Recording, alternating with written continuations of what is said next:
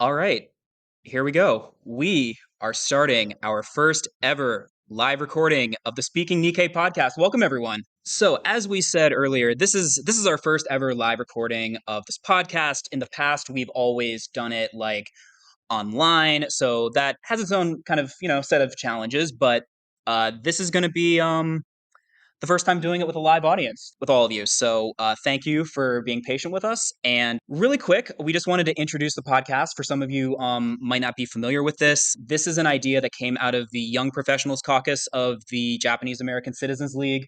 Our first episode debuted about a year and a few months ago.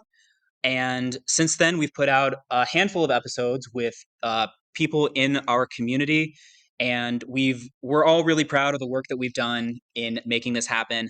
And we wanted to bring it to convention so all of you could experience it live. So this episode will be released as a standalone episode on whatever podcast service that you can find us on, Apple Podcast, Spotify.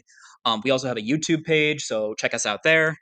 So with that being said, I am one of your co-hosts, Dylan Mori.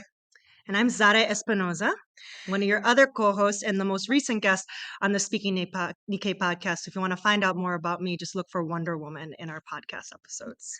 That's right. And we are very pleased to have with us Sheera, Tamura, and Floyd Mori. They will be getting a chance to introduce themselves in a little bit. We just wanted to go over a few house rules before we get started. As you can see, this isn't like a typical panel discussion. We're not facing you all. This is going to be more of a conversation between the four of us. And we were just very thankful that you all decided to be part of it. Yeah, and it's a conversation that you all get to eavesdrop on. Isn't that awesome? Usually that's looked down upon, but we encourage that.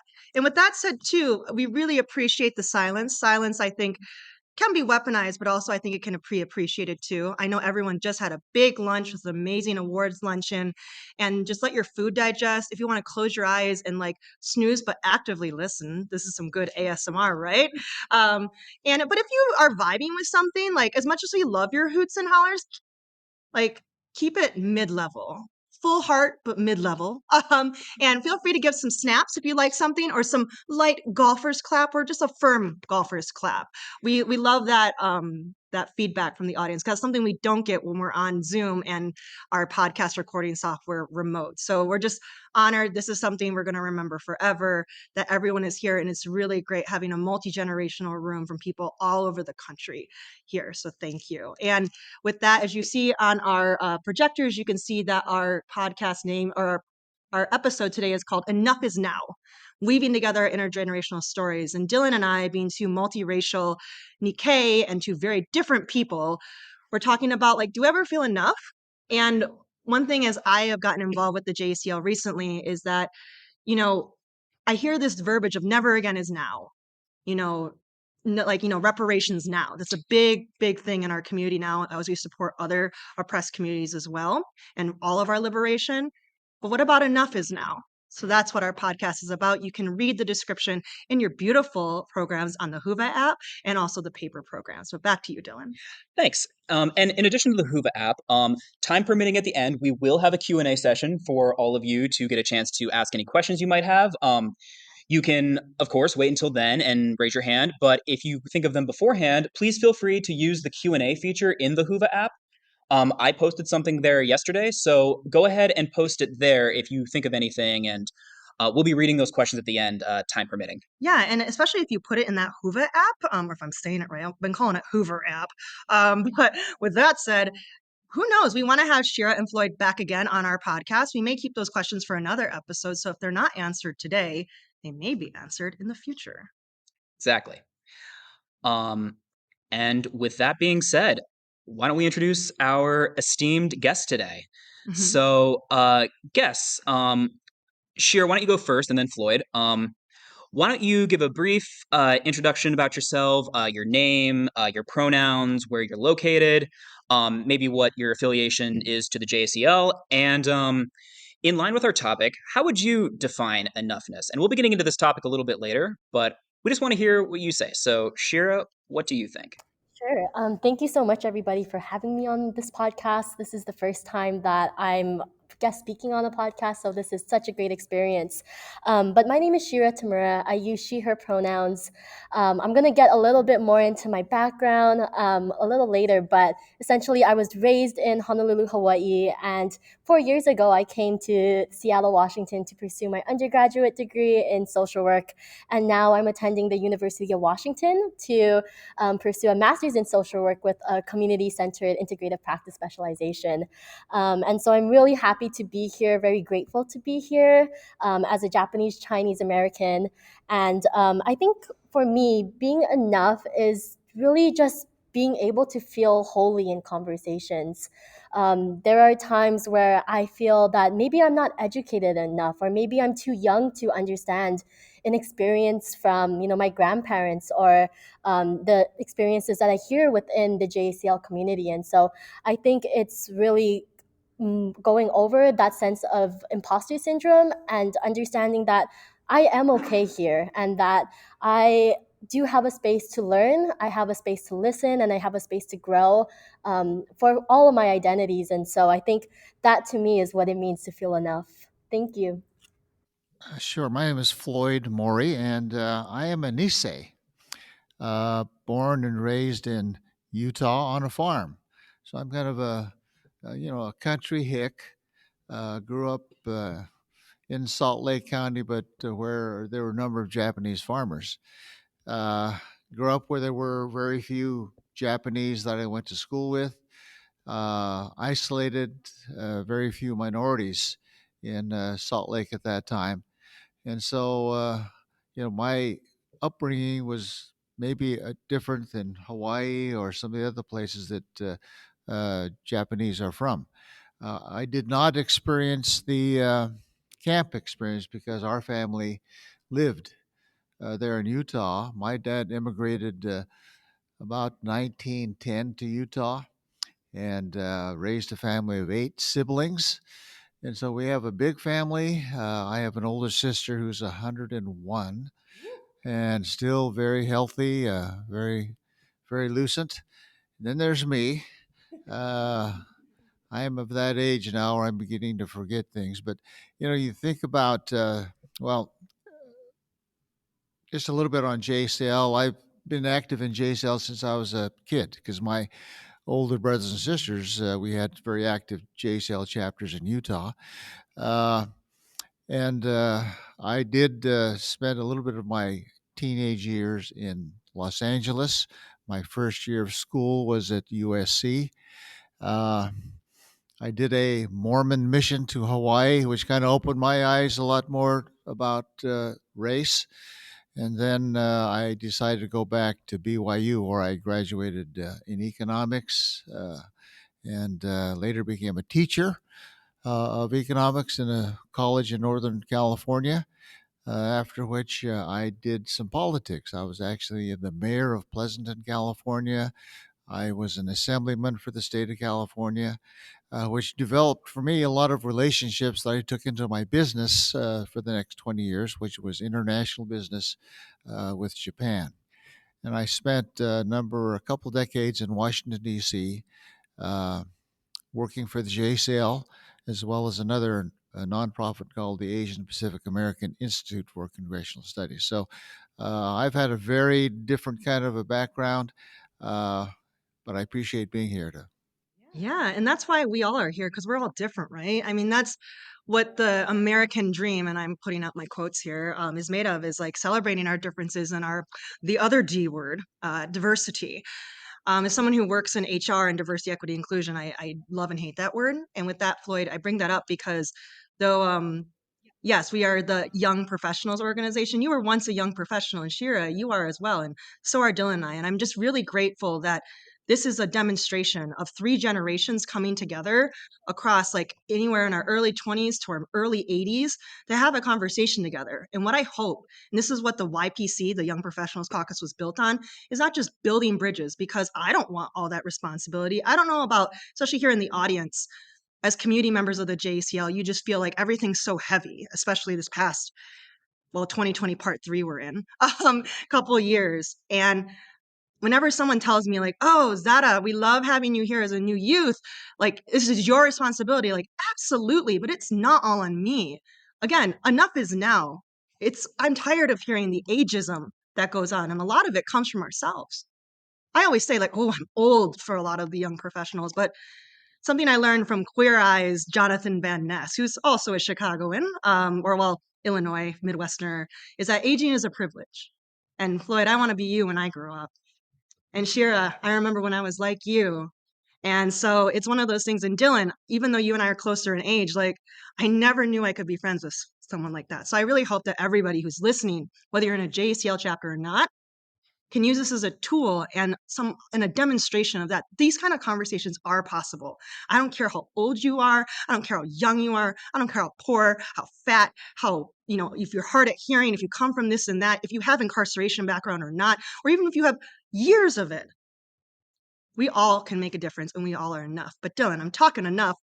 What about enoughness?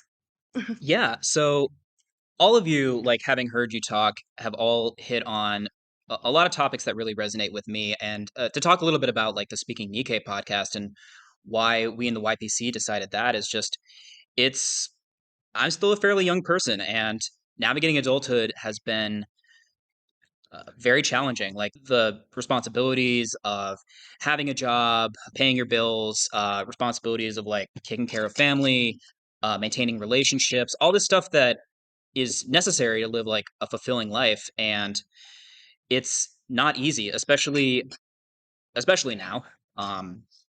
But we want to use this platform to kind of talk about enoughness because it kind of is at the heart of what Speaking Nikkei is about. It's like everyone has these stories that they bring with them, regardless of their background.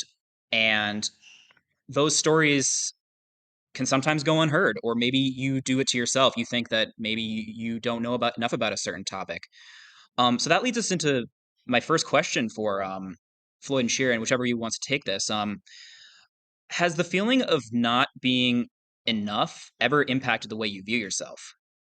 Yeah, absolutely. Going back to my background, I'll share a little bit about that. But at the age of 18 months, I was adopted from Wuhan, China, into a loving and very caring Japanese American family. And growing up, my mother really wanted to instill Japanese values and the Japanese culture within me. So she made me do Japanese classical dancing growing up. I did Japanese classical singing. She always told me that I was adopted. And she told me that your mother and father in China couldn't take care of you. And so here you are. We're your family. We love you. We will embrace you for all you are. And throughout my life, I was asked to do community service by dancing out at different Japanese events. And I remember there was one instance where I was in a kimono, I was about to perform, and this man came up to my mother and he said, well, I'm glad that she can look Japanese because I know that she's a pake. And in Hawaiian, that's a Hawaiian term for Chinese. It's a slang term, and I think at that moment I didn't feel enough. I didn't feel connected to my Japanese culture, even though I loved it so much. And I think that really influenced my identity today. Especially working within JA spaces. I think that really made an impact on how I view myself. What can I say? What can I do within Japanese American spaces and the experiences that I can contribute to? And so I have felt, that there were times where I didn't feel enough. And to be honest, it's still a process that I'm going through because I do feel a sense of not being enough within certain organizational spaces. So that's a little bit of history about me and, my experiences being enough. I think want to talk about enough. At my age, I've been through several generations of Japanese Americans, Asian Americans, and to me, there's never enough. I mean, I've come through these generations and I kind of have learned from each generation as it changes. When I was a kid, right after the war, it was certainly a lot different. Asian hate was a lot different then than the style that it is now. Then, as I went through my teenage years, a teenager, you want to be accepted. And so doing all I could to be accepted was never enough. And as I got into business and into politics later on in my life, again, you come to a stage, and each time there's really never enough of what you are or what you do. You've just got to do a little bit more. Uh, Now that I'm retired, sort of, again, a different perspective. What is enough? I just don't feel that, I've had enough of what I need to have in terms of understanding. Yeah, Floyd, I wanted to follow up on that about that feeling because you've obviously been through a lot of different careers, and for me, I am always a little bit afraid. I've made a lot of career jumps in my life. I used to be a scientist, engineer, and now I work in a writing field, which was a really scary jump for me. And I guess in relation to the stuff you've done with your career, politician, professor, and the millions of other things you do, how do you deal with feeling like an outsider if you enter into an unfamiliar place like a new career? When I was a young first grader, only Japanese person in that class, 1945, right after the war. Uh, I felt like I was one of the group, but I found out later on as I was the only one not invited to a birthday party of one of the cutest girls in class. Uh, and we rode on a bus, and all the kids got off at her house to go to the party, and I had to just keep going to go home, which is about a half mile down the road. But I got off the bus, and I said to myself, heck with it, I'm going to go to that party. And so I walked back that half a mile, knocked on the door, and crashed the party. The mother was very kind to me, and the kids actually accepted me at that time. And I found that that's sort of what I've had to do. I played sports, and as a kid, teenage kid, I was I I was pretty good. I know I was a pretty good ball player, and our coach, a new coach I had, kept using this one young guy as a pitcher. And so I had to go ask him, Coach, I think I can throw the ball faster than him. Will you give me a chance? And so he gave me a chance to pitch. And that summer, I pitched a couple no hitters and sort of became a famous young baseball player in my little community at that time. And so on and on. And, when I entered politics, it was a new town. Nobody knew who I was, but I had taught my students you need to get engaged and involved. And so I needed to practice what I preached. And so when the time for city council came up, I decided, well, I'm going to throw my hat in the ring. And I had some knowledge and training that helped me again become the number one vote getter out of 12 people. And they didn't know who I was to begin with. So I think uh, you have to just jump in. You have to crash the party. Uh, and that's what we have to do as people of color, because we're always, even until now, kind of looked as outsiders and foreigners and people who don't know what they're doing. So you got to let them know and show them that you know what you're doing. Oof, I love crashing the party. That's how you are the party, right, Floyd? A little fun thing about Floyd, y'all, is so the YPC has what we call a community space every month. And one of our great East Coast representatives, Mira Osuga, when we were like, oh, we have so much to do, we have to do this, this, and this, and all the work we talk about, we do here in the JCL. But Miru made us slow down and said, how can we do all this serious work together if we don't know each other? And really be in community. We need a space where we don't talk necessarily about JCL stuff. We talk about other stuff because I don't know about you all, even though I'm pretty new, I'm way more than the JCL. JCL is only part of me, no matter how long I've been involved or not. So with that, we have monthly community spaces on a very more, I guess some people call it tech savvy platform called GatherTown, and you have to make an avatar. It's not Zoom. And Floyd Mori comes every month, makes his own avatar, and doesn't just sit in the room with us and tell us stories. he asks us about ourselves. He doesn't expect to come entertained. He listens. He comments. He's open when he doesn't know things, and he doesn't expect us to satisfy him or to listen to him because he's older. So I just appreciate that humility. But Floyd, I also love that rebel rouser in you. And I love that. And that's something that, as everyone calls you, Tio Floyd, and because I have Latino background or Latine background, I am very honored to call you Tio Floyd. But with that, I want to go back to Sheera. So Sheera, when I met you, I was terrified to introduce myself to the Japanese American community. I've never had a JA community because I'm adopted, as many people know from our previous podcast episode, by a Mexican father and a white mother. So all I know is tacos, quinceañeras, and anything stereotypical. But also, I grew up Latino American or Latina American, and I almost didn't introduce that part of me when I came in my intro to the Midwest District Council because and the fact that I don't have Japanese incarceration in my background, I was ashamed. And I was like, let's make it easy. Let's not have people asking questions. But something you shared with me after I was speaking at convention last year is that you are also adopted. And that hearing someone like me say it out loud has inspired you to share it. And it about brought me to tears of happy tears when you said it in your platform to run as one of our national youth representatives. Can you share with us a little bit more about your adoption story, but not just your adoption story, more of the you story, because that is part of your identity?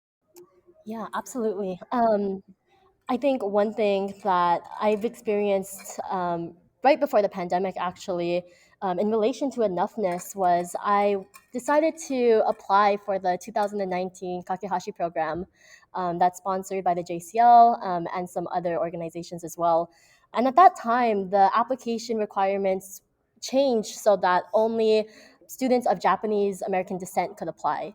And so, growing up, I didn't know as an adoptee whether to identify as a Chinese American or a Japanese American. I wanted to identify as both, but I felt that because maybe my blood wasn't Japanese American, I couldn't say that I was a Japanese American. But kind of like Floyd, the rebel in me decided to apply anyway, not knowing if it was okay. And, also growing up, a lot of people said, you do look Japanese, and they would often come up to me and my mom and my dad and say, wow, you look so much like your mom, or you look so much like your dad. And I was like, wow, okay, like that's really unique that you say that because I am not biologically related to them at all.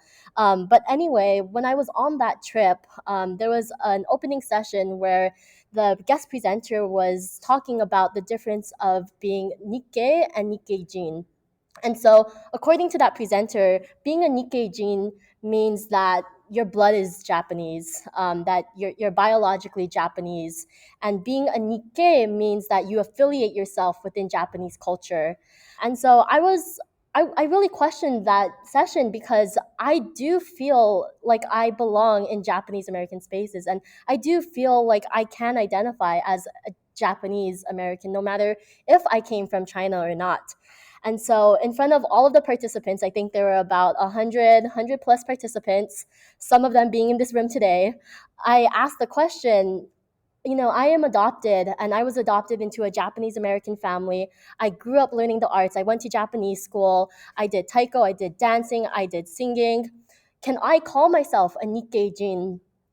And he said no. He said, you can't call yourself a Nikkei Jin because your blood will never be Japanese, but you can only call yourself a Nikkei. And so in that moment, I just felt so powerless. I felt that my love and my passion for serving the Japanese community was just totally stripped away from me, despite having loving Japanese parents and despite being raised within the Hawaii Japanese community. And so I think that experience really made me realize that at the end of the day, nobody should have the right to place identities or place labels on you. I think that if you involve yourself and if you want to be a Japanese American, then you have every right, as long as you continue to serve the community, as long as you continue to educate yourself on the Japanese experience. Kind of like you, Zara, my parents or my grandparents don't come from the Japanese American incarceration background. So I don't have a story like that I can tell. And even though sometimes when people do talk about that, I don't feel enough in a sense that I can't contribute to the conversation, I realize that just listening to their stories can be enough. And I hope that, adoptees out there can realize that I think nobody can say what you are. And as long as you have an open mind and you're respectful and just passionate about the communities that you're in, you will always be enough to that community. Thank you so much, Sheera. I would give snaps, but like my hands are so sweaty because I'm just so happy and all the bodily emotions. But anyways, like when I first met you and you told me you were adopted, I I was shocked in the sense that I'm like, but your last name's Tamura. You have a Japanese last name. I want that. People you can cover, which covering, I think everyone can relate to that. And I was like shocked. It's funny because I think in your life, you probably have been at times treated more Japanese than I've ever been because everyone sees my last name, Espinoza, and thinks I'm Filipino, and here's my accent. But I have Japanese blood, and I'm sure there's been times where you're like, you know, I wish like I had that because people tell me I'm not because I don't have Japanese blood. So I just want to point that out to our listeners that though Sheer and I are both adoptees and very different, we share a lot of similarities about our belonging stories. And also, I really appreciate what you said about the responsibility of learning about not just Japanese American history, your history. As someone who didn't have incarceration in their background, I thought Nisei and Sansei meant the years in school that you did. So I was very confused. I thought camp was summer camp because I went to Korean American culture camp because I'm mixed biologically Korean. And I was really lost. And just the snap judgments and assumptions that go on. And again, like I had said earlier, that doesn't just reflect from people from the outside assigning identities and telling you who they are, but also within yourself. And so, and that just, I know, and we can talk more about this maybe another time, but uh, that can affect all our decisions. But I'm glad, despite that, and even with you, Floyd, of not being invited to the party at first, so you invited yourself. I love it that we take our stories in our own hands, and it's not about finding who we are; it's about creating who we are and bringing others along together, not just in ways we want them, but the ways we need them and the ways they need us. I think this whole concept of snap judgment that happens to us every day because we are that perpetual foreigner, and what their view of a foreigner is becomes their reality. And so, uh, even today, as we look at the business world, person in C-suite may look at you as a foreigner, and as a result, judge you and say, "Well, he's a foreigner; he can't do or she can't do that, or she's a woman; she can't do this or she can't do that." Uh, and reality is that we are all equal, and we all have capacities to do what we need and can do. And I think as in a developing world of people of color, we need to strongly begin to understand that that's going to be there. That snap judgment is going to be there, and we have to overcome it and go beyond that snap judgment. Yeah. Hearing all of your stories, I think a big theme of like feeling like enough is the opposite of enough, which is like a feeling of isolation or alienation. And I can relate to that. Zara and Floyd, I also have Japanese blood. I'm mixed Nikkei, and for me, I didn't really know a lot about this history growing up. Like I not only knew my own family's history, but I also didn't know the history of the community at large. Like my my family was at Tule Lake, and I didn't know until I was much older. And it's like sometimes it feels like I'm playing catch up over the first couple decades of my life. Is like I didn't have dancing like you did, Shira. I didn't have a community that I grew up along Floyd, or my family didn't talk about it. I think for me, it meant a lot of like seeking out those spaces on my own, and especially when I Mm. hit after I went to Kakahashi, like going to Japan, it made me feel like that's a whole other side of me I never knew about. And when I got back, I'm like, I want to know more about this. And so when I hear stories about not feeling like enough from all of you, I'm glad we're all here. I mean, I there is no one right way to be Japanese American, and that's something that had to I've been reminded of because there is my experience, but it's only my experience. And if we don't talk to each other about our own and understand that there are so many different life experiences out there, then your worldview is going to be very narrow. Yeah, and it's not about just, it's not about driving connection. It's about getting through the differences. It's not about getting over our differences. I don't want people to get over what makes me different. Then I erase myself, right? Like everyone's like, oh, you just got to get over a death in your family or get over losing your job or get over losing a part of yourself or, X, Y, and Z, get over this pandemic and stuff. And it's not about getting over it. It's about getting through it.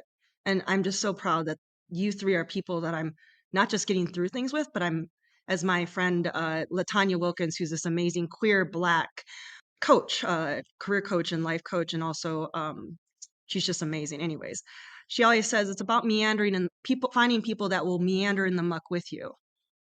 And so, yes, again, full of gratitude, meandering in the muck. But Floyd, Yeah, and I think this being different and understanding that goes beyond Japanese. I did not know a lot about the Muslim religion.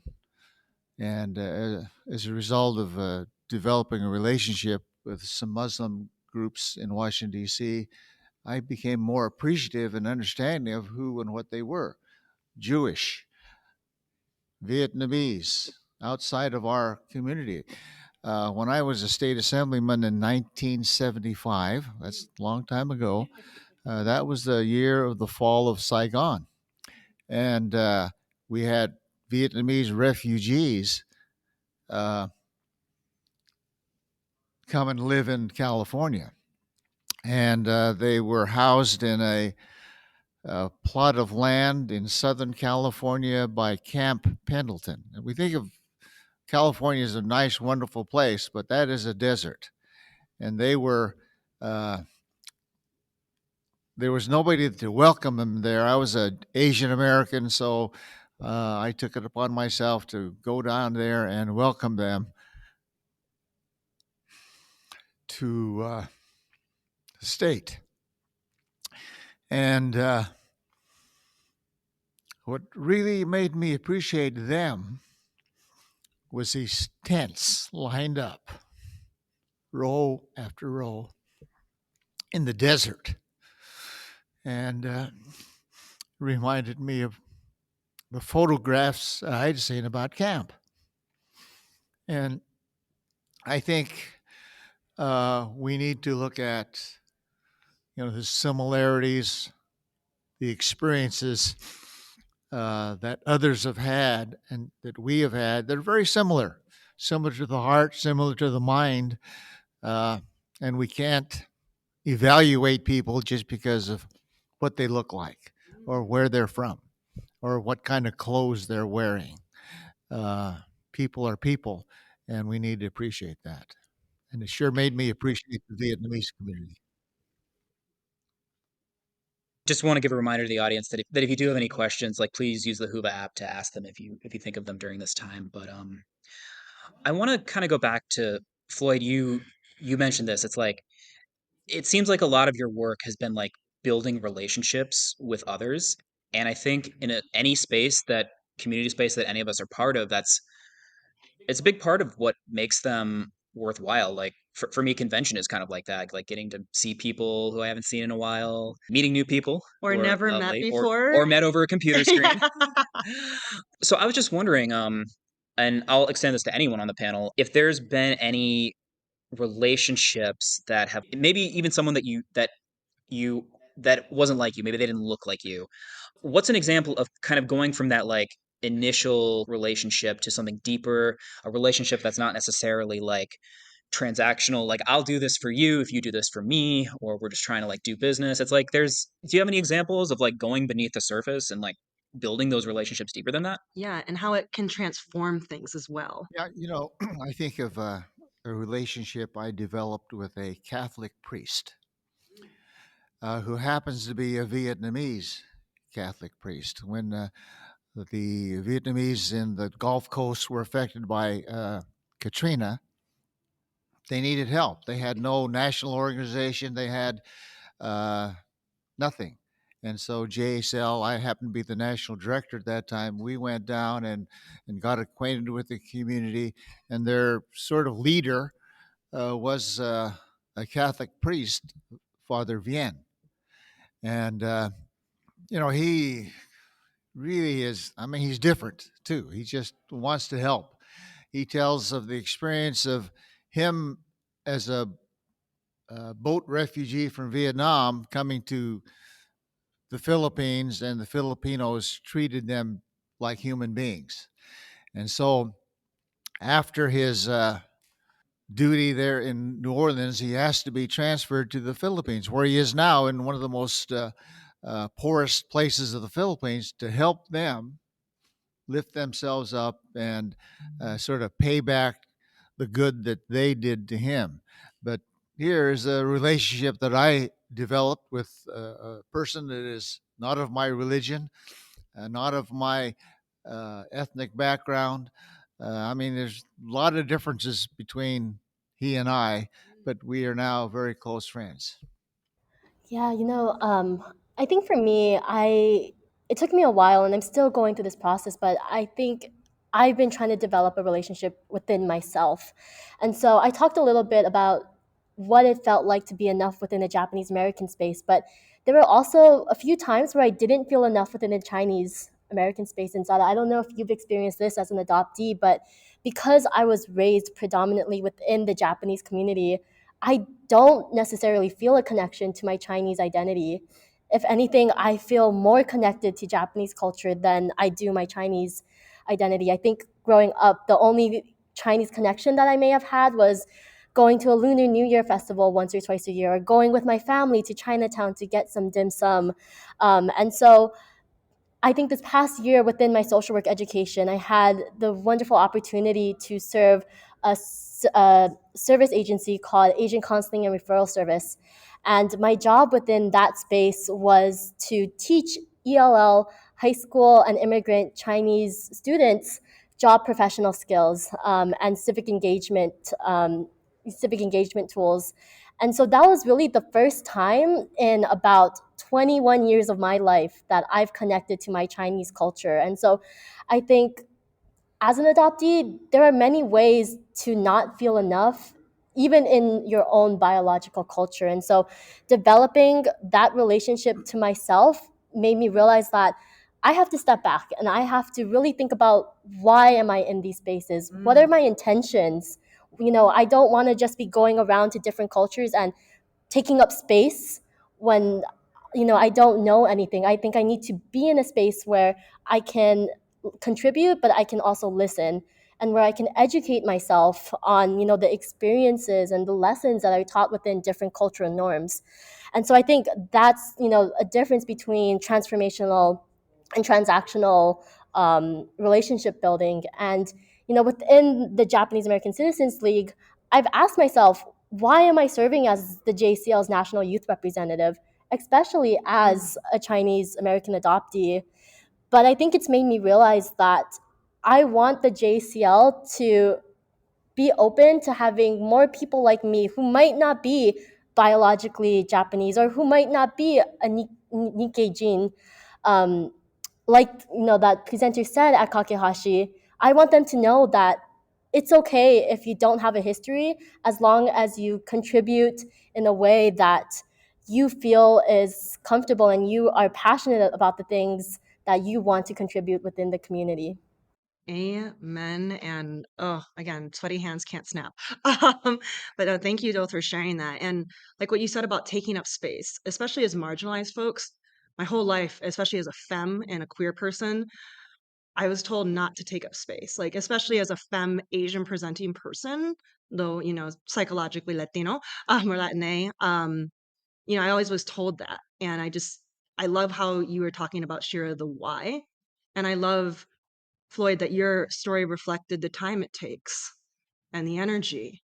And showing up is only like not even half the battle. It's about the follow through, it's about the consistency. And even talking about that, I'm tired. It's a lot. And, you know, I wanted to bring up some wisdom, because the wisdom just doesn't just sit in this room. It sits from anyone who's touched our lives, even if it's listening to another podcast, which I'm sure many other people could relate who are listening to this, but I'm a Brene Brown fan. And she has a colleague and a fellow diversity, equity, inclusion practitioner and advocate. She's also a lawyer based out of Atlanta, but she is also another mixed race Nikkei, multiracial Nikkei. She is Black in Nikkei, Aiko Bethia. She was interviewed on Brene's Brown Dare to Lead podcast.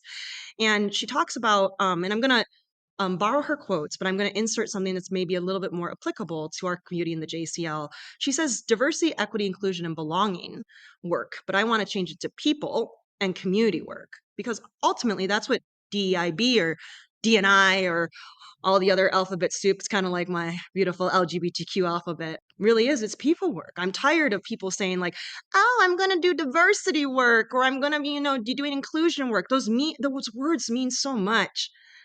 I can't wait till those words are not needed. Like, it's just people work. I'm a human. Like, yes, the Japanese American story of incarceration may not be my story in the sense that I don't have, as far as I know, an ancestor who was incarcerated in those camps, but it is my history because I am Japanese American. It's the same thing of when I worked in the tech industry. I work in a queer tech organization and, doing people ops and HR work in the tech industry. And I remember when I was at this large tech company and they said, it was Pride Month, June. And so, of course, they tasked me as a queer person to do all the Pride Month stuff because why not? And I wanted to celebrate Juneteenth because I had never learned about Juneteenth in school. And one of my colleagues told me, like, why do you care so much? You're not Black. And I don't know what came over me and how I kept my cool, but I said, it's not a Black holiday. It's an American holiday. And I am American. And then they answered back to me, no, you're not.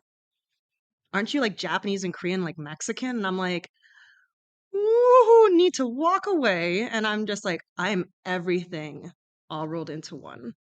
And so with that, I wanted to bring in Aiko's words about, and I'm going to change from DIB to community and people work is not just transactional, it's relational. If it's going to be transformational, if we're going to make these changes. And with that, she originally said anti-racism, but I want to say change it to intergenerational work is in no doubt hard, especially when there's so many differences. That's my little sauce I added on. Intergenerational work is hard, but until we move from a transactional to relational approach, there'll never be any meaningful change. Change is scary, right? I mean, I'm in my 30s and I'm just like, enough is enough. Which, Floyd, I'm so glad you brought up. Like, it's not just about being enough. It's like, enough is now for us also stands for like, I've had enough. I've had enough of people telling me I'm not enough. I've had enough of people saying that they're old when no one else is saying that in the room. And if you're going to acknowledge your age, again, aging is a privilege, great, but say it, acknowledge the beauty of what that is and move forward. If you're going to say like, I'm the youngest, like say it, move forward and move through it with your people, or else that's all anyone's ever going to know about you. I'm adopted. Say it and move through it with people. And that's a tactic that I have and a mindset that I have kept throughout. I'm curious, Floyd and Sheera and Dylan, feel free to chime in that how do you keep relationships alive, especially not being in that transactional place? And keep in mind, transactions happen within relational work. Like, if Floyd and Sheera showed up today, they get to be on our podcast.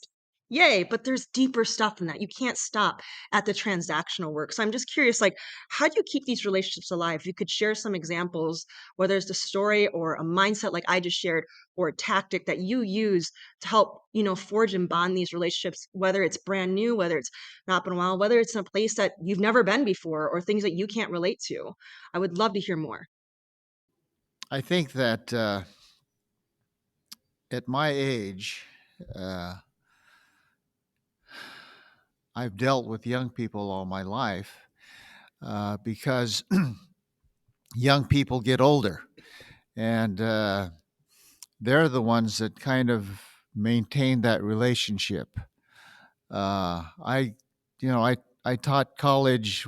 It's been 60 years ago that I was a college professor, and with new technology today, I'll get emails or Facebook comments from people I hadn't heard of for 50 years.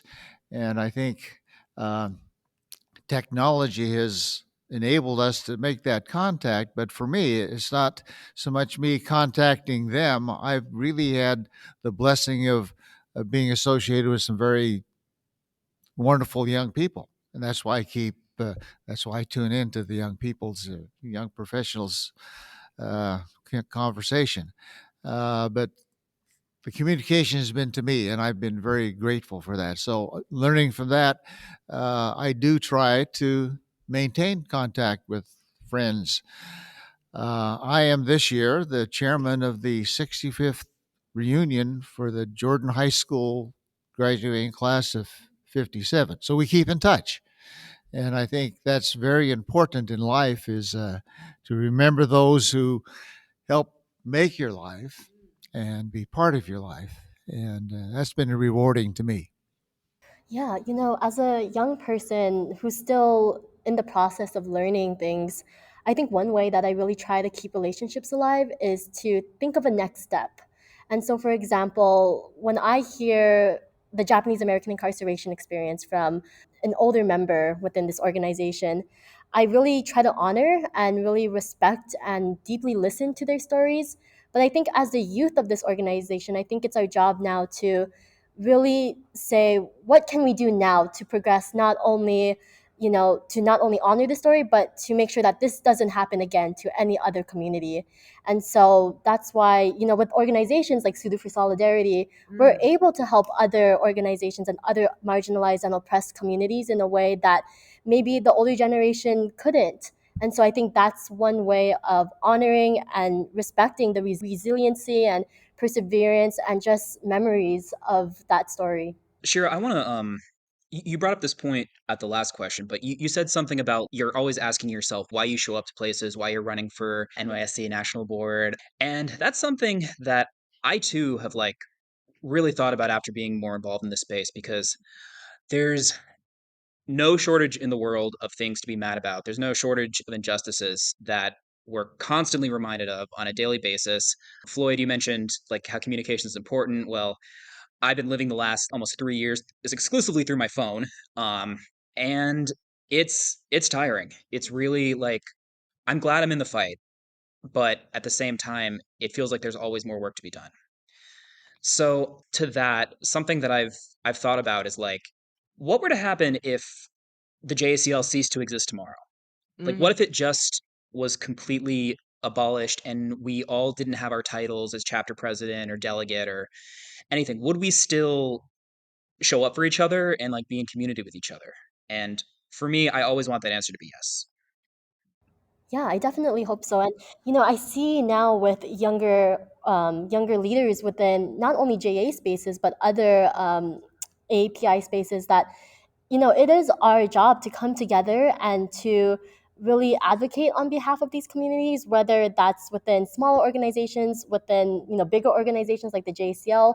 But I certainly believe in this next generation of leaders because I see their passion for continuing to perpetuate stories and just community spaces where we can all feel heard and included in one way or another. And so I think one project that I helped to lead this past year was civic dinners. And the conversation this year that, my NYSC team created was grief and gratitude. Throughout the pandemic, there was a lot of grief. There was a lot of isolation. There was a lot of feelings of fear, and just being worried about what is going to happen next. But I think it's also important to remember that there are also moments of gratitude that we should be thankful for. Maybe that time was a time where we could spend more time with our families.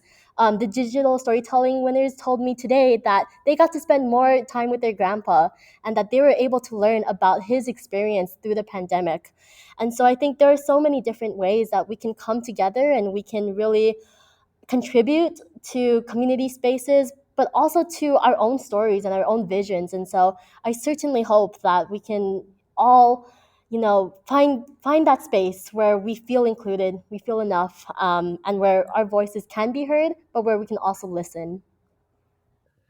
If there were no JCL, we are a country that uh, encourages engagement. We're the government of the people, by the people, and for the people.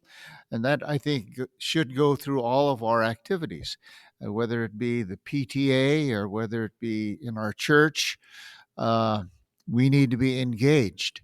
And JACL has allowed many to become engaged where otherwise they would not have become engaged. But still, that whole matter of being involved and being part is very important, not only for us, but it's important for them, right? To understand and to learn about who and what we're about. So, being engaged with other people, with other organizations, within organizations is very important in our society.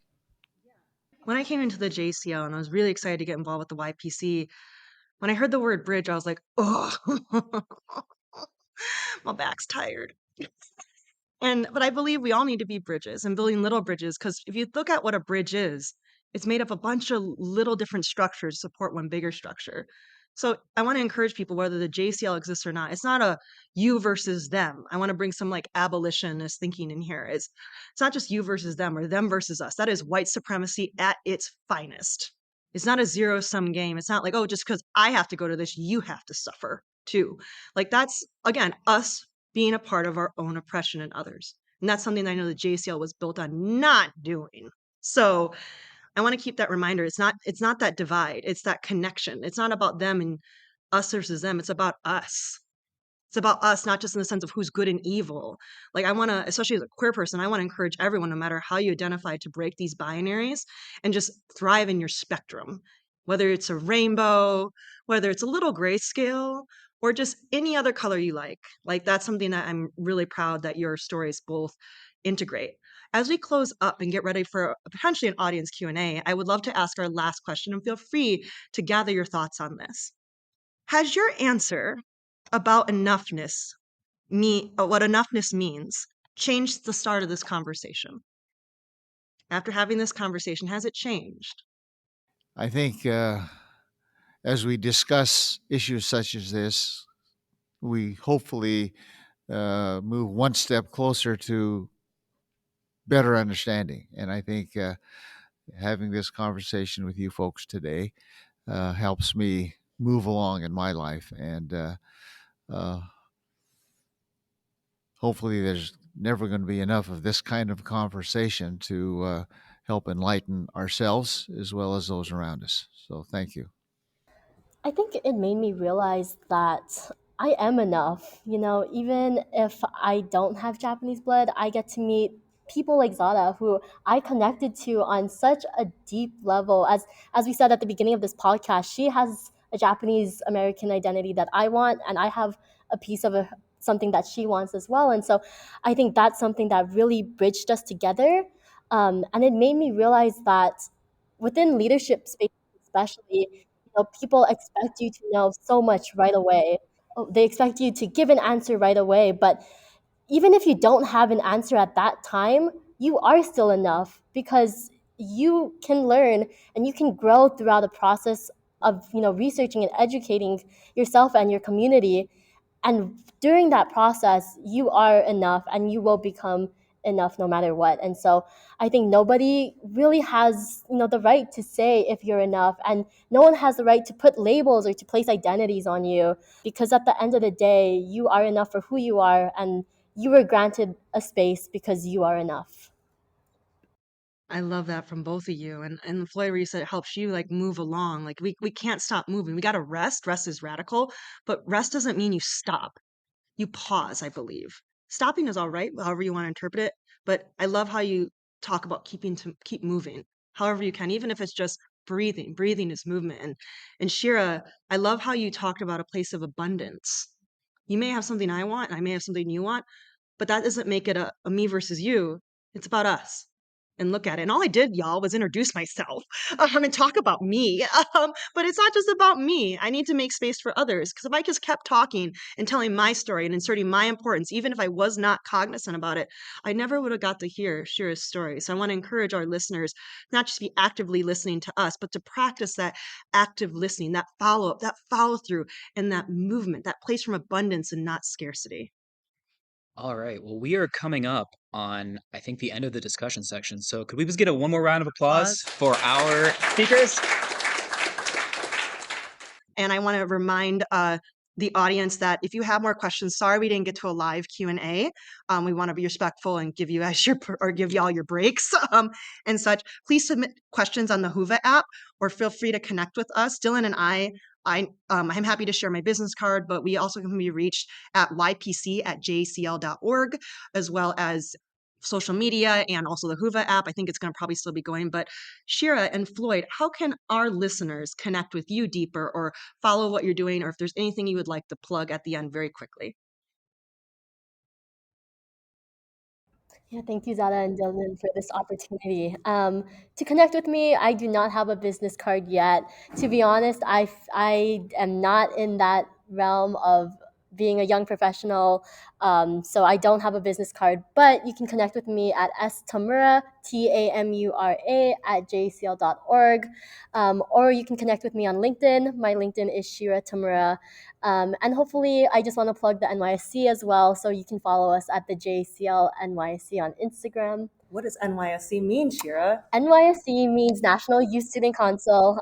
Basically, we are the student group of the JCL organization, and it's represented by 9 different youth representatives that represent 8 different districts within the JCL, and we have 1 at-large youth representative. So by email, by LinkedIn, and by the NYSC Instagram account.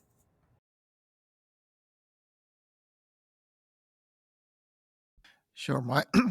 You can contact me through my email, which is sfloyd.mori@gmail. Very easy. Or I'm on Facebook. I do a lot of Facebook stuff. Some of you know. You can just find Floyd Mori on Facebook and connect me there. So I've appreciated the opportunity to be here. My father was an Issei, a tall Japanese strong man, and never showed to me any emotion, except he got mad at me once as a little kid.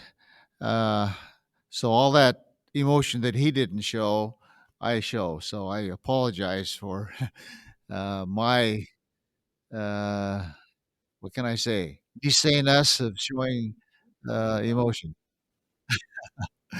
But please feel free to contact me. I love to chat with people. Don't apologize for that, Floyd. It's beautiful. It's what makes us humans, that we feel things, or we're just robots. Yeah, and speaking of plugs, I just wanted to give one more quick plug before we wrap. If you are interested in hearing more of the podcast, this episode again will be released as a standalone episode. You can find us if you search for Speaking Nikkei on Spotify, Apple Podcasts, or wherever you get your podcasts from. You can also search for Speaking Nikkei on YouTube. Yes. And then also so we may be Speaking Nikkei Podcast where we go by SNP, but we are also the JCL YPC. So you can follow us on Instagram at JCL YPC. If you have been taking some wonderful photos and videos, please tag us and we will share your stories. We are not on Twitter. That to me is a very scary place. Along with, we also are Speaking Nikkei on Facebook under the JCL YPC. You can see our logo up on here. And as well as if you want to reach me, I'm happy to connect as Lara, which is my legal name, Zara Espinoza on LinkedIn, or at Exhilarate Zara on Instagram. Wonderful. And thank you all again for being here. It was an honor. It was our honor. And we hope you enjoy the rest of convention, and we hope to talk to you all again soon.